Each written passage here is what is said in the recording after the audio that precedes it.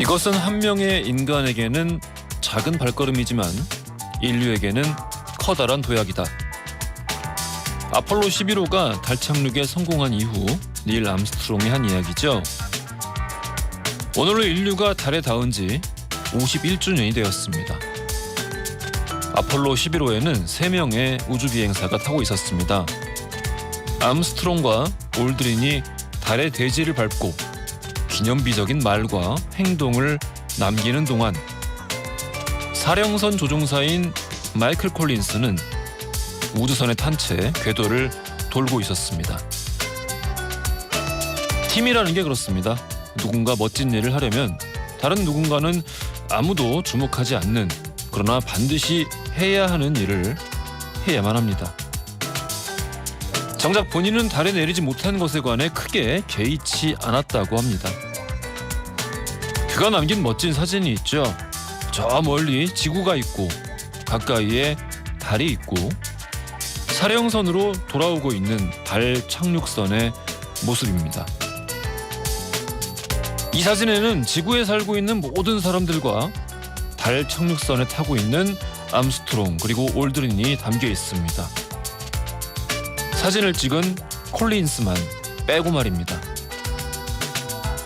그 사진을 찍는 순간 마이클 콜린스는 우주에서 가장 외로운 인간이었습니다.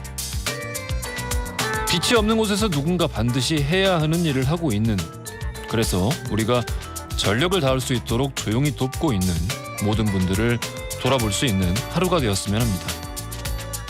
7월 20일 월요일 허지웅쇼 출발합니다.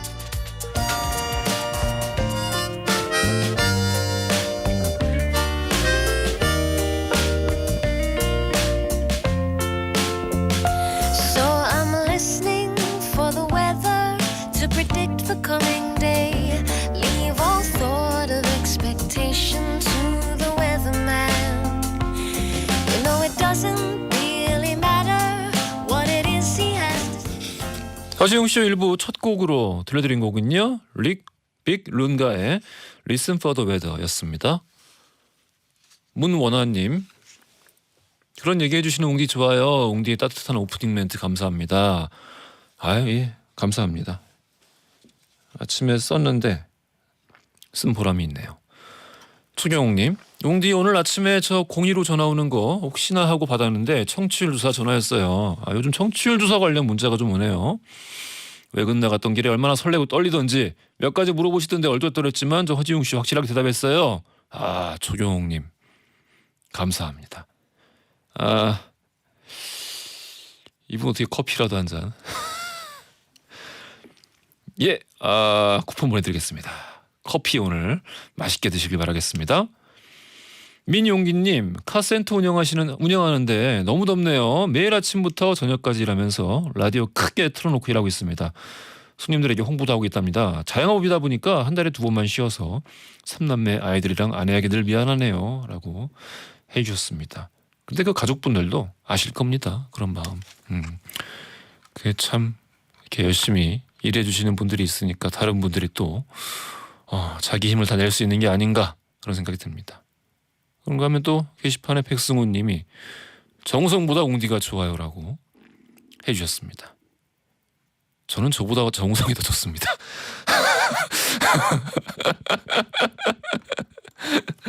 네, 그렇습니다.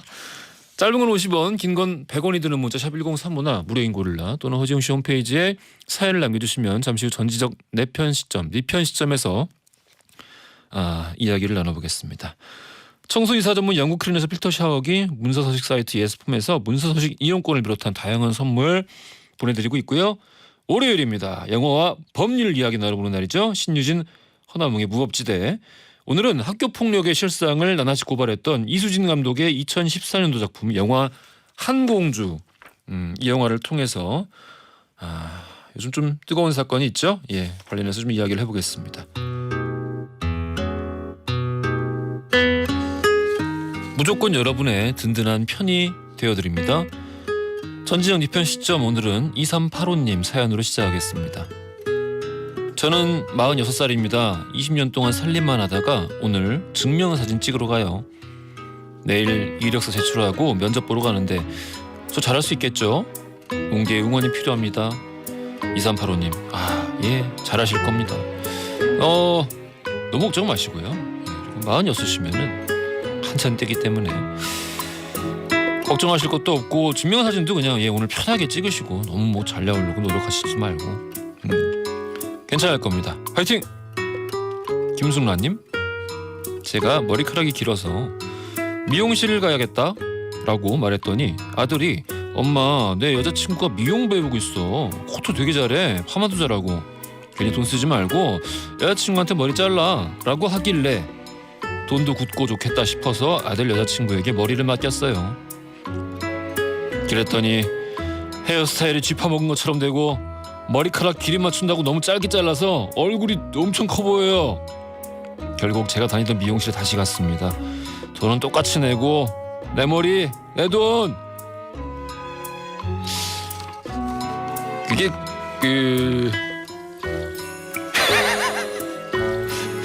원래 그 자식 일은 마음대로 되지가 않습니다. 참 불효를 했네요. 아들이 불효를 했어. 왜 여자친구한테 머리를 자르라고 해가지고. 아들이 참 나빴습니다. 제가 보기에는. 당분간 아들에게 밥을 주지 않는 것도 좋은 방법이 아닐까 라는 생각이 들기도 하고요. 이건 아무튼 아들이 잘못했습니다. 0372님, 제가 만두 가게를 하고 있는데요. 코로나19로 장사가 정말 안 됩니다. 장사가 되든 안 되든 보일러 스팀은 계속 틀어놔야 돼요. 그래서 다른 가게들보다 훨씬 더 덥네요.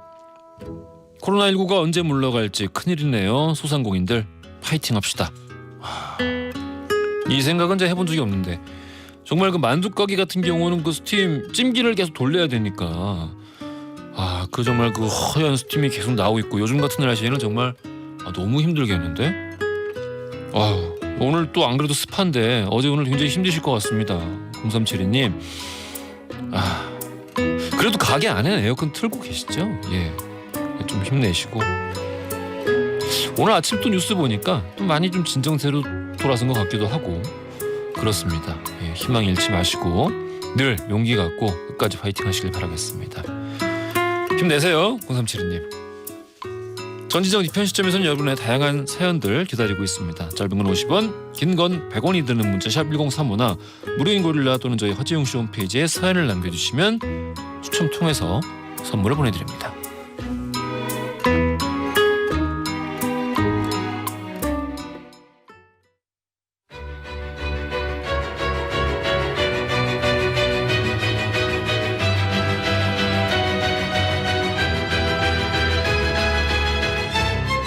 영화와 법률의 만남.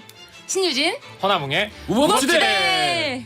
영화와 법률 이야기를 나눠봅니다. 무법지대 흥많은 변호사 신유진 변호사님 나오셨고요. 네, 안녕하십니까? 안녕하세요. 신유진 변호사입니다. 오늘따라 굉장히 초롱초롱해 보이십니다. 요즘 뭐 하세요? 얼굴에 뭐 좀 하십니까? 제가 여기 인스타 여러분들 별스타그램 별스타그램의 사진을 매주 여기서 찍고 있기 때문에 좀 관리를 받아야겠구나. 관리를 다이어트도 하고 있습니다. 맞다, 다이어트도 하고 계세요. 지금 허지웅 씨와 나오는 모든 코너지기 분들이 다이어트를 하고 계십니다. 왜냐면 허지웅 씨가 너무 몸매가 너무 출중하세요.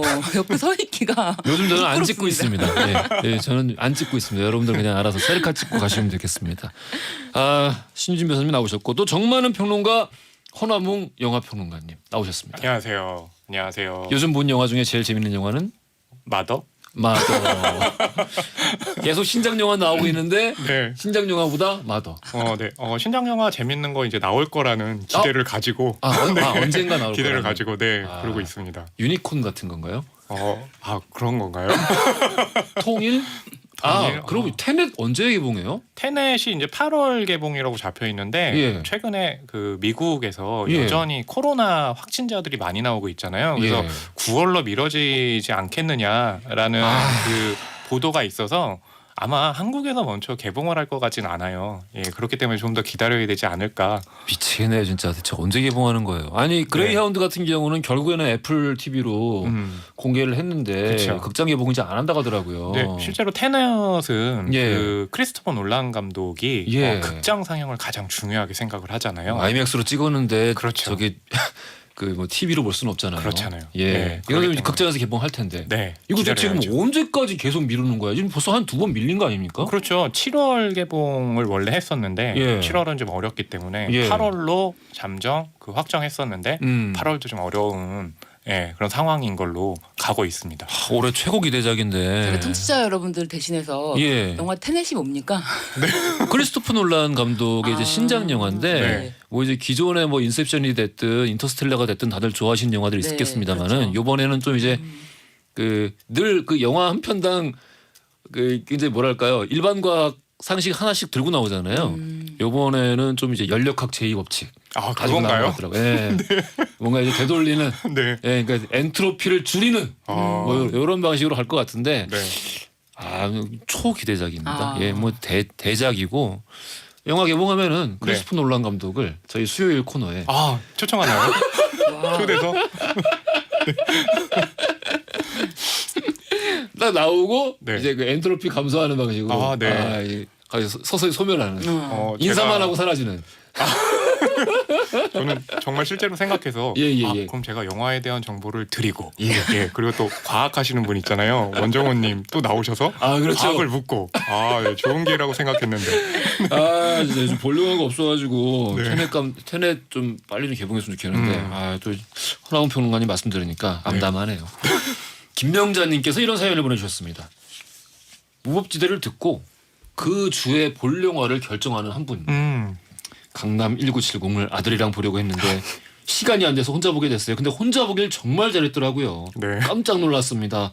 성인 영화 수준이라서요. 그렇죠. 앞으로는 꼭 등급에 관련된 코멘트를 해주시면 좋을 것 같아요라고 이렇게 보내주셨습니다. 그 강남 1970 전까지는 그래도 한 15세 관람가. 그렇죠. 우리 알라딘도 하고요. 그렇죠. 12세 관람가, 전체 관람가. 그래서 그쪽에서 왔다 갔다 했는데 생각해보니까 강남 1970은 청소년 관람 불가이기 때문에 이런 사실을 좀 알려드리는 게 되게 중요할 것 같아요. 그러네요. 마도도 그러고 보니까 약간. 마더는요. 그렇죠. 봉준호 감독 최초의 청불 영화이기도 했죠. 자, 그러면 오늘 무법지대에서 만나볼 작품은 이수진 감독님의 항공주. 청소년 관람 불가. 명백하게 청소년 관람 불가 등급이고요. 2014년도 작품 영화 항공주입니다. 이 영화 참 좋아요. 김영자님께서는 이번 주도 영화는 혼자 보셔야겠고요. 변호사님, 우리가 오늘 이 영화를 고른 이유가 있습니다. 네, 이 트라이애슬론 철인 상종 경기라고 하죠. 이 국가대표 출신 고 최숙현 선수의 사망 사건을 포함해서 이런 학교 풍경 문제를 한번 살펴보고자 영화를 골랐습니다. 자, 영화 항공주. 영화를 또 안 보신 분들도 있으실 테고 영화를 보신 지 오래된 분들도 계실 테니까 대략적인 줄거리 좀 살펴보죠. 극중 주인공이 천우희 배우가 연기한 항공주입니다. 항공주가 다른 학교로 전학을 오는데 갑자기 그 학교로 일군의 학부모들이 찾아와서 너 때문에 우리 아들 어떡하냐라고 얘기를 하는데 사연을 알아본즉 항공주가 이제 그 남학생들 사이에서 이제 성폭행을 당해가지고요. 그것 때문에 이제 다른 학교로 전학 와 있었는데 그래서 혼자서 그 무거운 짐을 감당하는 그런 작품입니다. 나 진짜 그 얘기 정말 영화든 현실이든 그 말 참 듣기 싫은 말 같아요. 우리 애가 그럴 리 없어. 우리 애는 그런 애 아니에요. 우리 개는 안 물어요랑 비슷한 말 아닌가요? 극중에서는 이제 어떤 게 있냐면 너 때문에 우리 아들이. 진짜 짜증나죠. 근데 가해자였잖아요. 그 아들들이. 그렇기 때문에 이 영화를 봤을 때 많은 분들이 또 공분을 하기도 했고 이 원작이 되는 사건이 있었잖아요. 그 사건이 맞습니다. 다시 실제 한번, 사건이 있었죠. 그렇죠. 다시 한번 또 조명되기도 했었죠. 그런 말을 한다는 것 자체가 어떻게 보면 창피한 거잖아요. 자기 자식을 그만큼 모른다는 거니까. 맞아요. 근데 그거를 그렇게들 많이들 하신다고 합니다. 자, 이수진 감독 이 영화로 청룡영화상 신인감독상을 수상하기도 했습니다. 그렇죠. 항공주라고 했을 때 이 작품은 이제 메이저 영화는 아니기 때문에 작은 영화에 속하는데 그래도 20만 관객을 넘으면서요. 꽤 많은 그 관객들이 작은 영화임에도 불구하고 관람을 했고 또 평이 굉장히 좋아가지고 맞습니다. 이수진 감독이 항공주를 통해서 굉장히 좀 기대가 가는 감독으로 평가를 받았는데 지난해였죠. 우상이라는 작품 이제 설경구 배우 한석규 배우 나왔는데 내용이 좀 난해해가지고 근데 저는 그러니까 우상 이 영화가 처음 나왔을 때 이게 그 정말 얼마나 많은 비판을 들었는지 좀 이제 봤는데 그렇죠. 아플 때 봤어요. 한참 아플 때였는데 저는 이 영화 정말 좋아합니다. 예, 정말 좋은 영화라고 생각하고 네네. 언젠간 재평가 받을 거라고 확신해요. 정말. 네. 이거 너무 기 안 죽으셨으면 좋겠는데. 네. 예. 감독님 뭐 다시 다음 작품 지금 예. 준비 중에 있다고 하고 예. 이수진 감독이요. 그 한국 사회에서요. 굉장히 좀 애매한 문제들 있잖아요. 맞습니다. 그리고 그 피해자들이 그 피해를 어떻게 하면 본인들이 이제 처음에 했던 생활로 돌아갈 수 있는지에 대해서 그 어려운 문제들을 항상 영화로 가지고 와요. 그렇기 때문에 이 영화가 단순하게 우리가 보고 끝나는 게 아니라 그러니까 항공주에 대해서도 지금 우리가 이 자리에서 또 이야기를 하는 것도 결국에 그런 일들이 계속 벌어지고 있고 또 벌어지지 않기 위한 그 자리를 마련하는 거잖아요. 예, 그런 게 또 굉장히 의미가 있는 거죠. 맞습니다. 굉장히 예. 울림을 주더라고요. 그리고 항공주. 네, 항공주 예. 영화가. 그래서 이 영화가 그냥 단순히 어떤 예술 세계뿐만 아니라 와, 이렇게 사람을 또 마음을 울리고 또 와, 내가 이렇게 정말 가만히 있으면 안 되겠구나. 나라도 어떤 관심을 더 갖고 해야겠구나라는 마음을 좀 생각하게 만드는 그런 메시지가 있었어요. 그렇죠. 저는 이런 영화들 또 이런 이야기를 다룬 소설이나 이런 것들을 되게 좋아하는 이유가 세상에 되게 명쾌한 선과 악이 있다라고 생각하는 분들은 많겠지만 실제 현실에는 그렇지가 않잖아요. 그렇죠. 근데 이제 이런 거를 이야기로 다루기가 되게 어렵긴 한데 보통 사람들이 막 뭐 진실은 되게 뭐 간단 명료하고 네. 명쾌하고 이렇게 얘기합니다만은 저는 그분들이 아마 진실에 대해서 충분하게 생각을 안 해보셔서 그렇게 쉽게 말씀하실 수 있는 게 아닌가. 네. 진실은 단 한 번도 명쾌했던 적이 없거든요. 그리고 되게 복잡해요. 맞아요. 여러 사람의 일들이 이렇게 결부되어서 엮여 있고 사람들이 그런 걸 평가할 때 누구는 착한 편, 누구는 나쁜 편 이렇게 해서 얘기를 하기 좋아합니다만은 이 사람의 한 30%는 되게 어떤 선한 면이었고 뭐 네네. 70%는 굉장히 악한 면이었고 이게 다 혼재돼 있잖아요. 그렇죠. 그런 부분에 대해서 이야기를 이렇게 꾸준히 만들어 나가는 분들이 저는 어떤 의미에서는 굉장히 필요한 게 아닌가 맞아요. 라는 생각이 들기도 하고. 그리고 이 영화에서 그러니까 지금 말씀하신 것처럼 명확하게 선과 악의 구별하기가 어려운 부분이 실제로 있다라고 하는 부분에서 사실은 이 극 중에서 한공주라는 여학생이 굉장히 피해를 입게 되는 계기가 됐던 게 그 친한 남학생 때문이었는데 그 남학생도 어쨌든 간에 이제 가해자가 되는데 그럼에도 불구하고 마지막에 이 그러니까 한공주라는 여학생에게 그 자신은 일부러 한 게 아니니까 자신에게는 용서를 해달라, 탄원서를 써달라라는 거를 또 부탁을 해서 막 얘한테 이렇게 전해주는데 지금 말씀하시는 것처럼 선과 악이 구별이 딱 명확하게 할 수가 없고 현실은 복잡하고 그런 구별을 통해서 막 이렇게 세계관을 나누는 거는 좀 위험하지 않나. 진짜 현실의 복잡함, 그러니까 진실은 결코 단순하거나 혹은 뭔가 명료하지 않다라는 거는 그렇죠. 변호사님이 제일 잘할 것 같다는 그래서 이제 생각이 들기도 하고. 영화의 마지막도 보면 그 항공주가 견디다 못해서 이제 극단적인 선택을 하려고 하잖아요.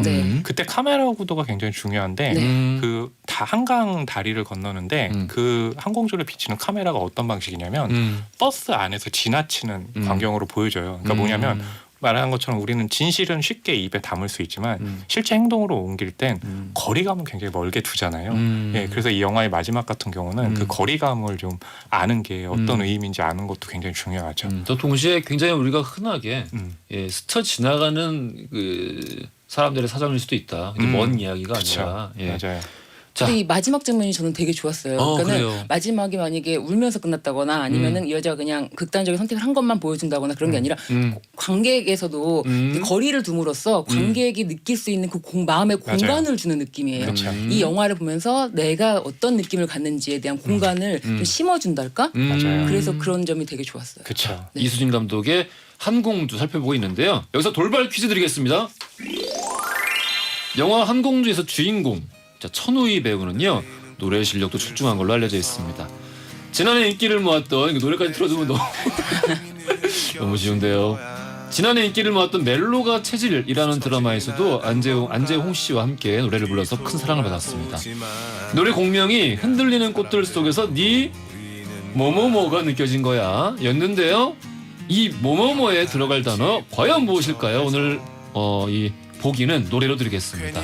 1번 흔들리는 꽃들 속에서 네 비누 향이 느껴진 거야. 2번 흔들리는 꽃들 속에서 네 샴푸 향이 느껴진 거야. 3번 흔들리는 꽃들 속에서 네 담배 쩐내 느껴진 거야. 자 정답을 아시는 분들 짧은 건 50원, 긴 건 100원이 드는 문자 샵 1035나 무료인 고릴라로 보내주시면 추첨 통해서 선물 보내드리겠습니다. 잠시 후 2부에서 이야기를 이어갈 텐데 자 부에나비스타 소셜클럽의 베인테 아노스 듣고 이어가겠습니다.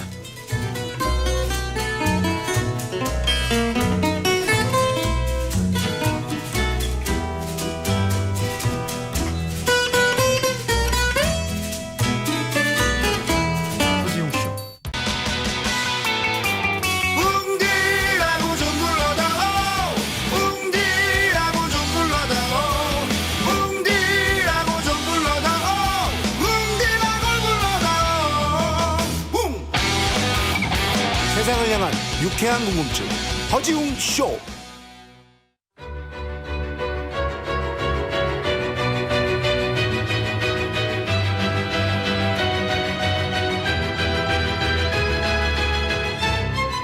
허지웅 쇼 오늘은 영화와 법률의 만남 신유진 허나뭉의 무법지대로 함께하고 있습니다. 영화 한공주 이야기 중이었는데요. 자, 이 영화 고른 이유 1부에서도 말씀드렸던 고 최숙현 선수 사건 때문입니다. 자, 이제 사건을 좀 중심에 두고 이야기를 진행해 보겠습니다. 첫 번째 쟁점부터 살펴보시죠. 영화에서도 현실에서도 피해자들은 기댈 곳이 없었다.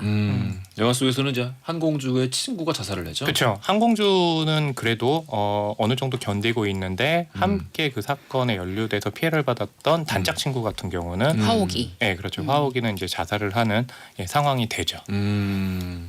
변호사님, 고 최숙현 선수 사건 일단 이 내용이 뭐랄까요? 좀 며칠 좀 계속 보도가 되고 있다 보니까 사람들이 좀 헷갈리는 부분도 있는 것 같은데 개요를 좀 설명해 주시죠. 네, 고 최숙현 선수는 경주시청 소속에서 철인 3종 경기 국가대표 선수였는데요. 여러 차례 구타 가혹행위에 시달리다가 결국 22살의 젊은 나이로 2020년 6월 20일 이제 자신의 친모에게 엄마 사랑해라고 하면서 나머지 이런 사람들의 죄를 밝혀줘라고 메시지를 남기고 극단적인 선택을 하게 됐습니다. 네, 그래서 이 사건에 대해서 조사를 했는데 사실은 그 2019년도에도 그 체육계 성추문 폭로 사건 등 뭐 체육계 폭력과 가혹행위 이런 것이 일상화되어 있다라는 것이 공론화되어는 왔지만 이런 악습이 전혀 근본적으로 해결되지 않는다는 거를 지금 1년이 지난 지금에서 다시 한번 이렇게 최숙현 선수가 몸을 던져서 이게 좀 보도가 되고 문제화되고 있는 중이죠. 그러니까 굉장히 한 몇 번 정도 굉장히 좀 뜨겁게 굉장히 시끄럽게 그 이야기들이 되고 이런 소위 공론화가 되고 사람들의 분노를 자아냈던 경험들이 분명히 있음에도 불구하고 나아진 게 없다라는 거죠. 네, 최숙현 선수가 이제 이렇게 극단적인 선택을 하고 나서는 일기장도 많이 공개가 되고 사실 녹취록이 공개가 돼서 굉장히 많은 사람들이 충격을 받았어요. 그래서 녹취록을 들어보면은 거기서 분명히 이제 폭행하는 그런 소리도 들리기도 하는데 전혀 그런 적이 없다고 다들 발뺌을 했을 때 그게 가장 국민들에게 분노를 일으켜서 사실 문제가 발생했을 때 이 가해자들이 바로 사과를 한다거나 거의 뭐 잘못했다고 빈다거나 찾아가서 그랬으면은 이렇게 언론에서 더 이제 이슈가 되지 않았을 텐데 가해자들이 전혀 우리는 사실 무근이다라는 식의 태도를 보여주니까 국민들이 들끓고 언론들이 진짜 아무 일도 없었을 리가 없다라면서 취재를 계속 하다 보니까 이게 계속 더 커지는 거죠. 저는 그게 절반의 거짓말이자 절반의 진실일 수도 있다고 생각을 해요. 그러니까 이를테면은 이 사람들은 그게 되게 잘못된 일이라고 생각을 진심으로 안 하는 거야. 정말로. 그래서 그게 구타였다고 생각을 안 하고 구타를 하지 않았다라고 되게 뭔가 눈물까지 글썽거리면서 진실처럼 얘기를 하는 거지. 누가 얘기를 해줘야 돼. 그거 구타 맞다고. 그러면 구타군요. 하고 이제 뭐 뒤늦게 뭐 인정하는 게 아닌가, 뭐 그와 같은 비슷한 풍경이 지금 벌어지고 있는 게 아닌가 싶기도 하고요. 두 번째 쟁점 알아보겠습니다. 영화 속에서는 44명, 최숙현 선수는 4명을 고소하다. 한공주. 자, 우리가 아까 사건 그 뭐랄까요? 그러니까 이 원한이 됐던 사건에 대해서 잠깐 언급을 했지만 밀양 여중생 사건이었잖아요. 그래서 영화 속 같은 경우는 아까 이제 친구가 있다고 얘기했잖아요. 화옥이. 그러니까 한공주와 화옥이가 둘이 굉장히 친한데 또 남자친구 중에 한 명이 동윤이라고요. 그 친구들에게 굉장히 괴롭힘을 당해요. 근데 그 괴롭힘을 가해하는 친구들이 이 동윤이를 이용해서 한공주와 화옥이를 집으로 데려오라고 해가지고 그러면서 이제 사건이 벌어지거든요. 영화 속에서는 그렇게 묘사되고 있습니다. 자, 변호사님. 네. 이 가해자들의 혐의를 좀 알아보죠. 일단 이 최숙현 선수에 대해서 첫 번째로 지목됐던 가해자는 그 팀닥터라는 팀닥터 안 씨라는 사람인데 예. 팀닥터 이름은 팀닥터인데 네. 사실은 이 사람은 무자격자라는 거예요. 그 면허가 없는 거잖아요. 네. 참. 그래서 이 무자격자가 어떻게 팀닥터를 했는지에 대한 의문이 굉장히 많았고요. 이 사람이 지속적으로 폭행을 주도했고 이 사람이 가해 사실에 대해서 가혹행위 이런 거를 주도했던 사람이다라고 해서 지금 이 팀닥터라고 불리던 이 안 씨는 구속이 됐습니다. 그러니까 이 사람이 계속 이제 조사할 때도 응하지 않고 나오지도 않았어요. 그러다가 구속영장이 청구되고 영장 실질 심사가 이제 한 영장 실질 심사를 받을 때 그제서야 자기가 인정한다라고 했는데 그 도망의 우려가 있다. 왜냐하면 이 사람은 자기가 무자격자잖아요. 네. 그런데 무자격자인데도 불구하고 돈을 받았어요. 제가 물리치료를 해주면서 예. 선수들에게 별도의 돈을 받고 그리고 또 폭행도 하고 가혹행위도 하고 거의 주도를 했고. 아니 협회에서 돈을 받는 게 아니라 혹은 팀에서 돈을 받는 게 아니라 선수들한테 개별적으로 돈을 받았다고요? 네. 이 사람 뭐예요? 그래서 이 사람이 도대체 어떻게 이렇게 무자격자에다가 선수들에게 돈을 받고 때리고 가혹행위를 하는데 여기 이 팀닥터라는 이 직을 가졌을까라고 했는데 아직 이제 의문이 많이 제기되고 있는데 일단은 이 체육팀 감독의 고향 선배라고 합니다. 아. 네. 참, 할 말이 없습니다. 네. 팀닥터 자격증이 없는 사람이 그러니까 팀닥터로 일하게 된 경위가 방금 말씀하신 그건 거죠, 그러니까. 그렇게 일단 거기까지는 조사가 됐는데 이 사람이 뭐 어쨌든지 간에 자신의 자격이나 능력으로 이 지위에 가게 된 것이 아니고 일단은 감독의 고향 선배라고 하고 뭐 친분 관계나 이런 걸 통해서밖에 들어올 수가 없는 거죠. 근데 시청에서는 처음에 이제 발표가 됐을 때 이 사람이 자격이 없다라고 했을 때 시청에서는 이 사람이 팀에 필요한 사람이라서 뽑게 됐다라고 처음에 딱 선긋기를 했었는데 그런 부분도 아마 문제가 좀 더 제기돼야 되지 않을까. 왜냐하면 이 자격 요건이라는 건 검토를 해야 되는 것이니까요. 그렇죠. 자격 요건이 안 되는데 필요한 사람이라는 게 무슨 뜻이야? 뭐 무슨 뭐 마음의 뭐 그런 건가? 일단 마음의 지지를 해주는 뭐 그런 거. 보면은 마음이 편안해지는 남자. 일단 자신 이 시청에서는 몰랐다 이런 취지겠죠. 자신들은 이제 감독이 예. 그리고 물리치료사라고 추천을 했기 때문에 자신들은 제대로 몰랐고 그 팀에는 물리치료사가 필요한데 뭐 그런 취지로 이제 사실 변명이죠. 그 변명 자체에서는 네. 뭔가 한 명한테 전부 다 이 죄를 몰아주게 하는 그런 느낌이 아닌 게 아니라 좀 들긴 하는데 두 번째 감독 이야기로 넘어가 보죠. 네. 이 체육팀 감독도 네. 실제로 이 녹취록 영상에서 그러니까 녹취록 그 소리만 들어도 이 사실 폭행 사실이 있었는데 이 사람은 끝끝내 폭행 사실을 부인했었어요. 굉장히 끝까지 부인하다가 최근에 경찰 조사에서 비로소 이 팀닥터가 가혹행위하고 폭행을 할 때 자신도 좀 가담을 했다. 요 정도 수준에서 자신도 좀 네. 가담을 했다. 그 정도 수준에서 인정을 하는 지금 단계예요. 그런데 네, 영화도 보게 되면 그러니까 가해에 있는 사람과 거기에 동조하는 사람이 같이 나오는데 동조하는 사람 등 중에 1인이 굉장히 가까운 사람, 그러니까 항공주의 또 아버지이기도 하거든요. 그러니까 그 아버지가 피해자들에게 합의금을 5천만 원을 받고 합의서를 네. 이제 그 자신의 딸에게 요구를 해서 그러면서 이제 또 사라지거든요. 그러니까 보통 보게 되면 그 지금 최숙현 선수의 가해한 사람들 팀에서는 가장 가까운 사람들이었던 거잖아요. 예. 근데 다른 폭행의 어떤 종류와는 다르게 이 집단 따돌림 같은 경우에는 정말 말 그대로 가해자하고 피해자만 있는 게 아니라 네. 그냥 보면서 침묵하는 사람들, 그렇죠. 혹은 뭐 보면서 그냥 방조했던 사람들, 맞아요. 이 사람들도 사실은 엄밀히 말하면 가해자나 마찬가지인 그렇죠. 거거든요. 이거를 어떻게 구별을 할지 잘 모르겠는데 네. 이 최숙현 선수가 총 4명을 고소했잖아요. 예. 그 다음으로도 이제 떠오르는 사람이 그 선배 장윤정 선수라고 선배. 하는데 네. 이 동료들이 사실은 이 최숙현 선수의 동료들이 용기를 내서 인터뷰를 했는데 이 숙현 언니를 정신병자 취급한 이 주장 선수가 처벌을 반드시 받아야 된다라는 강력한 주장을 했어요. 그런데 이 장윤정 선수가 이제 7월 7일에 이 협회에서 영구 제명 조치가 내려졌거든요. 그런데 본인은 또 억울하다 이런 입장이에요. 그런데 이 장윤정 선수가 이 체육팀 이 소속팀 내에서는 거의 뭐 신처럼 군림을 했다고 해요. 신적 존재인가요? 네. 아래서 태어났나요?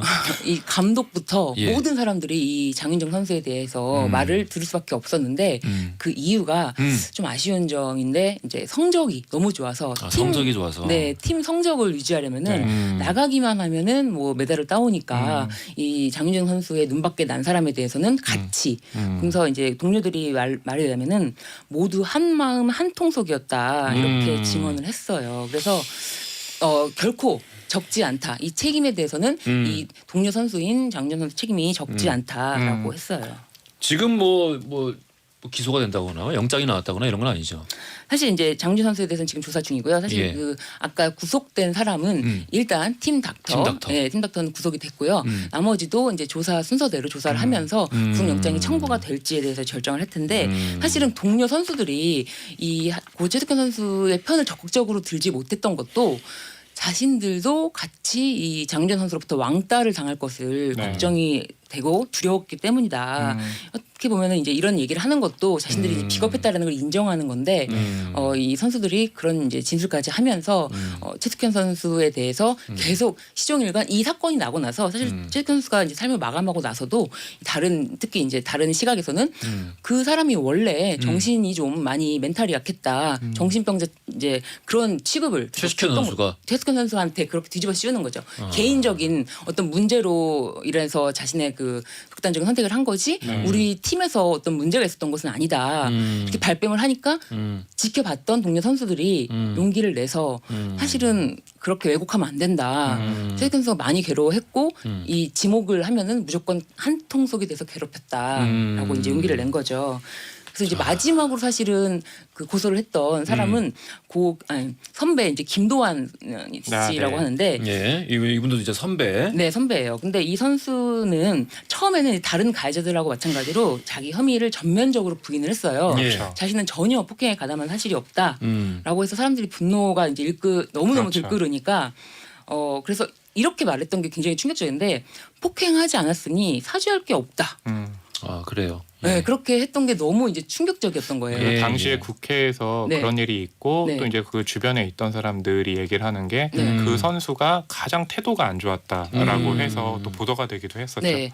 그런데 이 선수는 이제 이 사건이 너무 커지니까 뒤늦게나마 자신이 사실을 인정을 하고 반성을 하면서 감독 그리고 팀 닥터 장윤정 선수 그리고 이렇게 폭행이 정말 있었고 진술을 하는 거예요. 그리고 자신에 대해서 이제 뭐 어떤 잘못을 인정하고 뭐 눈물을 흘리자 사실은 이제서는 사람들이 의견이 저 사람은 진짜 잘못하고 용서를 비는구나가 아니라 저 사람의 태도가 그동안 잘못한 게 없다라고 한 정도 발언했으니까 좀 저거 가짜 눈물 아닌가 악어의 눈물 아닌가 연기 아닌가 이렇게 의심하는 사람들도 있고요. 사람이 죽었는데 네.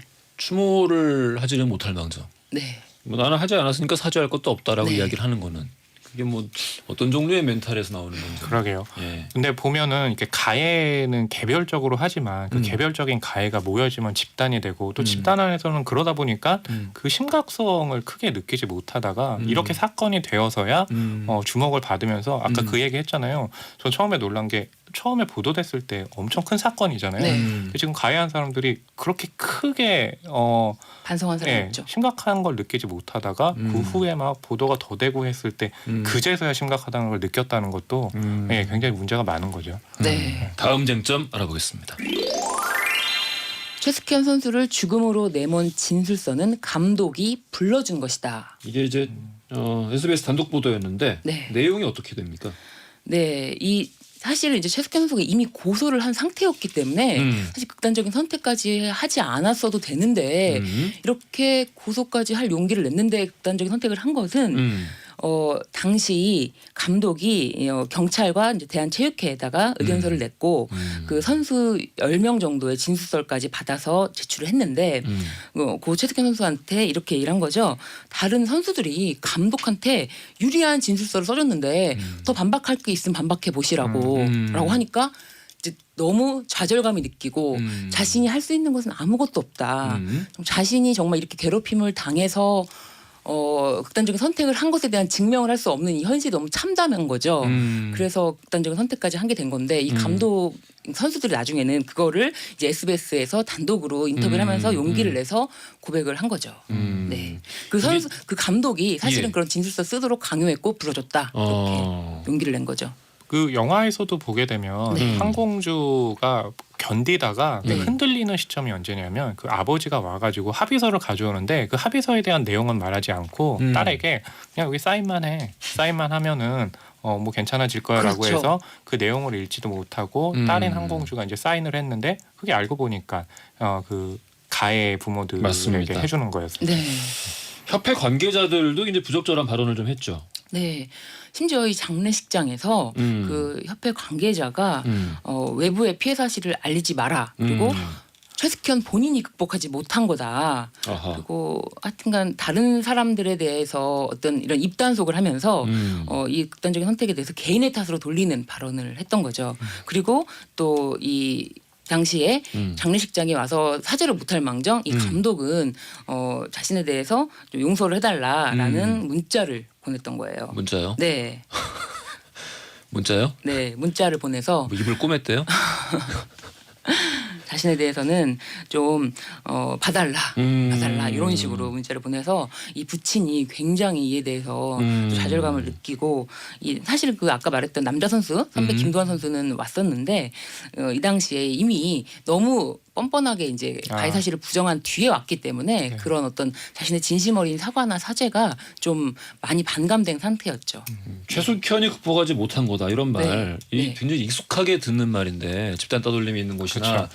혹은 되게 좀 그 파워 있는 뭐랄까요, 뭐 협회가 됐든 혹은 뭐 산업이 됐든 그쪽 사람들이 누군가 뭐 어떤 피해자가 한 명 발생했을 때 보통 이런 식으로 얘기를 하거든요. 그렇죠. 다른 사람 다 극복하는데, 근데 그 말투가 그런 거잖아요. 그러니까 이 말의 내용이라는 것이 결국 이제 여기서 고난이라는 건 좀 비 같은 건데 네. 다들 피 맞고 알아서 말리고 피하는데 저 친구가 혼자 유독 그거를 비를 다 못 피하고 맞았다. 그렇죠. 그랬을 뿐이다라고 얘기를 하는데 그 말은 어떻게 보면은 자기들이 어떤 그 기후 같이 비를 뿌리는 것 같은 전지전능한 존재라는 거를 그 전제를 해놓고 이야기를 하는 거거든요. 그러니까 그게 얼마나 오만한 얘기인지. 그렇죠. 예, 이런 종류의 말들이 계속 반복되고 사건들이 있어도 이런 사건이 또 반복되고 이런 거는 결국에는 그런 어떤 그 전지전능함에 대한 오만함 이런 걸 버리지 못하기 때문이 아닌가요? 그 영화에서도 한공주가 처음에는 다른 학교에 전학 가는 설정으로 시작을 하잖아요. 그래서 처음에 왜 전학을 갈까라고 했는데 보통 사건이 벌어진 학교였다면 가해자를 처벌하고 어딘가를 보내야지 그렇죠. 피해자를 다른 데로 보내진 않잖아요. 네. 계속해서 피해자가 감당하게 만드는 구조가 네. 예, 이 사회에 지금 내재해 있는 거죠. 재심이 열린다는 이야기, 폭행 가해자들에 대한 재심이 29일에 열린다는 이야기가 있는데 이거는 네, 이 최숙현 선수 사건으로 인해서 이제 협회로부터 영구 제명이라든지 뭐 자격정지 10년 이런 처분을 받은 선수 이제와 감독이 이거에 대해서 재심 청구를 할 수 있거든요. 근데 재심 청구를 한 거예요. 억울함이 있다. 억울함이 그리고 있다. 자신이 이제 뭐 김도환 선수 같은 경우는 자신의 잘못을 인정하는데 그 10년 자격정지는 너무 과한 것이 아니냐라고 해서 재심 청구를 했는데 뭐 일단은 재심 청구 자체는 들어왔으니까 심사는 이제 29일에 열리게 되는 거죠. 네. 그런 거는 심사를 네. 여는 게 공정한 것이다. 일단 심사는 열리는 건데 예를 들면 뭐 주급제를 준 사람도 항소를 할 수 있는 거 그런 절차가 있는 것뿐이라고 생각하시면 될 것 같아요. 도저히 어떤 이렇게 더 뻔뻔한 게 아닌가. 정말 이 상황에 대해서 어떤 사람은 사실은 운명을 달리했는데 자신들의 어떤 선수 생활에 대한 자격정지 과하다라고 얘기하는 게 네. 아직 정말 용서를 구할 자격이 되는 건가 이런 생각이 저는- 드는 거죠. 저는 협회도 참 맞득지 않은 게 이런 종류의 그 개인의 호소가 있을 때는 전혀 주목하지 않고 어떤 그 실력이 뛰어난 선수 위주로 모든 거를 진행을 해나가다가 이런 상황이 되면 되게 공정해지려고 노력하네요. 왜 갑자기 공정해지려고 그래? 전에는 안 공정했으면서. 그렇죠. 그때는 왜 가해자들이 이런 걸 요구하니까 갑자기 공정해져? 그때는 이 주목받지 못했 언론에서 주목되지 않았으니까 자신들이 주목국으로 사실은 운영이 되고 예. 예, 한쪽을 묵살할 수 있으면 묵살할 수 있었는데 예. 지금은 언론에서 주목을 받고 있기 때문에 어떤 이제 누구의 시선으로부터도 공정함을 유지해야겠다라는 그런 태도겠죠. 창피하네요. 네. 변호사님이 보시기에 이런 종류의 병폐들 관련해서 좀 어떤 종류의 이 조치가 필요하다고 좀 생각을 하시나요? 이게 지금 반복되는 일이잖아요. 반복되고 있습니다. 그리고 이제 체육계라고 하면 아무래도 뭐 군대처럼 기강이 있어야 되고 뭐 상명하복 말을 잘 들어야 뭐 훈련 뭐 성과도 좋다라고 하는데 그런 문화에 대해서 좀 다른 근원적인 해결을 하려고 노력을 해야 될 것 같아요. 그래서 이런 부분에 대해서 감시 감독이라든지 이런 부분에 문제가 계속적으로 발생될 수 있기 때문에 이런 별도의 어떤 이 피해자들의 어떤 얘기가 있을 때는 철저하게 피해자 편에서 조사를 해주고 피해자를 도와줄 수 있는 기구가 만들어진다든지 좀 그렇게 시스템적으로 도와줘야지 않고서는 피해자 개인이 헤쳐나갈 수는 없을 것 같아요. 네. 맞습니다. 자, 무법지대 오늘은 이수진 감독의 영화 한공주 통해서 고 최숙현 선수 사건 알아봤는데요. 돌발 퀴즈 정답 알려드리겠습니다. 영화 한공주의 주인공 천우희 배우가 멜로가 체질이라는 드라마에서 부른 노래 몇 번일까요? 네, 제가 불렀죠. 예, 2번입니다. 한번 다시 불러주셔야죠. 아, 네. 흔들리는 꽃들 속에서 내 샴푸 향이 느껴진 거야. 였습니다. 자, 당첨자 명단 선곡표란에 올려놓을 테니까요. 확인 꼭 부탁드리고요. 지금까지 무법지대의 신유진 변호사, 허남웅 영화평론가였습니다. 오늘 말씀 감사합니다. 감사합니다. 네, 감사합니다. 허지웅쇼 내일 과학 코너죠. 원종우 대표, 이명환 박사 모시고 제2의 지구라고 불리는 화성 탐사에 대해서 이야기 나눠보겠습니다. 기대 많이 해주시고요. 오늘 끝곡으로는요. 김강진의 편지 준비했습니다. 이 곡 들으시면서 전 내일 아침 11시에 다시 찾아뵙겠습니다. 지금까지 허지웅이었습니다. 여기까지가 끝인가 보. 이제 나는 돌아서겠어.